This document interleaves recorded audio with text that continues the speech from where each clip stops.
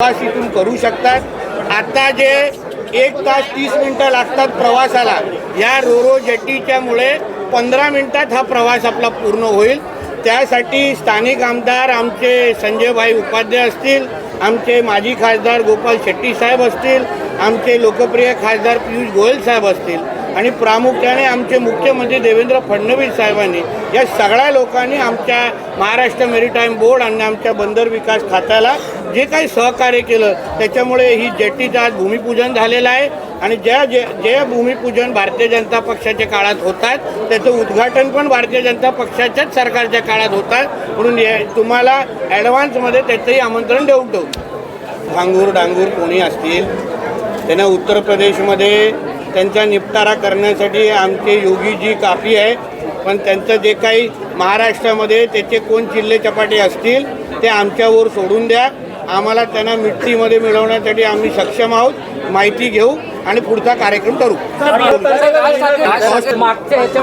तेच आहे ना, जे मुसलमान बांधव त्यांच्या सभेमध्ये मनसेना आणि युबीटीच्या सभेमध्ये आले, बोला का मी बघा आम्ही मराठी बोलतो, तर उद्याचा आजान मराठीमध्ये करायला सुरू करा ना।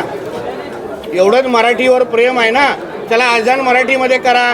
सगळ्या मदरसामध्ये उर्दू बंद करून टाका आणि तिथे मराठीमध्ये शिकवा, मराठी सक्ती करा, तेव्हा आम्हाला कळेल तुम्ही मराठी आणि महाराष्ट्रावर प्रेम करणार आहात। नुसतं हे अशा पद्धतीची फुकपट्टी करायची, ढोंगीपणा करायचा, हे आता सगळ्यांना कळतं आहे। हो, तुम्हाला एवढंच मराठीवर प्रेम आहे ना, चला तुमच्या मुल्ला मौलवींना सांगा उद्यापासून उर्दू बंद करायची आणि मराठीमध्ये बोलायचं, तर आम्हाला कळेल। का काम या तो योगी जी के भाषे में मिट्टी में मिलाने का काम हम लोग जरूर करेंगे, इतना आपके माध्यम से कहूँगा। बरोबर आहे, 9 महिन्या अगोदरच आम्हाला 9 ते 10 महिन्या अगोदरच ह्या महाराष्ट्र सरकारला ह्याच महाराष्ट्राच्या जनतेने निवडून दिलेलं आहे। आम्हाला काय पाकिस्तानच्या लोकांनी निवडून दिलं नाही, तर कुठली जनता, पाटणकर का ठाकरे, तेवढीच जनता आहे त्यांची।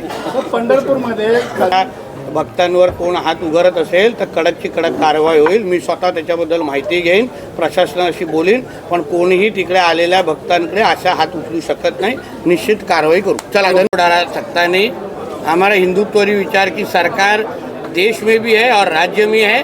हम लोग होते हुए कोई भी हिंदुओं को डरा सकता है नहीं, आप उसका चिंता मत करो।